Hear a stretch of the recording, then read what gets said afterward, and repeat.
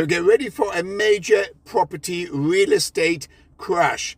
What is going to happen? There's going to be a crash of around about 25 to 30% across the board. Canada, US, UK, and probably Australia. On the basis of what? Well, globally now, there are more sellers than buyers. You may have in your particular area more buyers than sellers, but I'm looking at the macro scale, especially in the US, there are more sellers than buyers. If you look at Florida, there is price reductions of around about 30 to 35% on real estate, property, residential homes in Florida and other places across the US. As far as the UK is concerned, interest rates are rock solid. The government is allowing a load of migrants to come in, and the property sector is under pressure. You're seeing that rentals are falling in the UK and rentals are falling also in the US. There are now twice as many sellers as there are buyers. The ratio is 2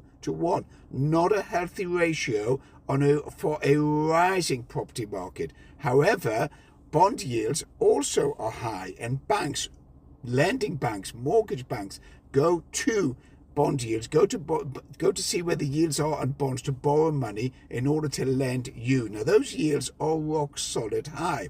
And the problem is that the governments, the US and the UK, can't seem to get the yields down. And the reason for that is quite simple. Government spending is too high and not enough money coming in to pay the debt and increase GDP. As far as the UK is concerned, GDP is running at 0.01% or 0.1% plus, where in the US it's minus 0.2%.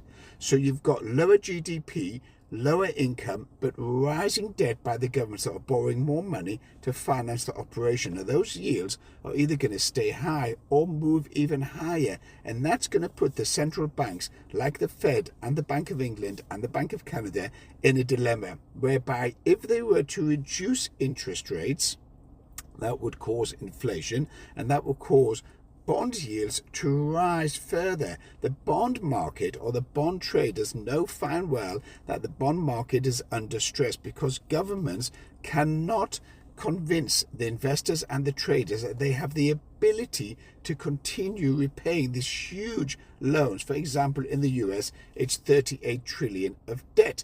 Canada has got trillions of debt, and so has the UK, but governments keep on borrowing. So real estate is going to fall in 2026. Now, we're running a webinar on Sunday, the 8th of June, which will cover this as well. If you want to join, you can DM the words webinar.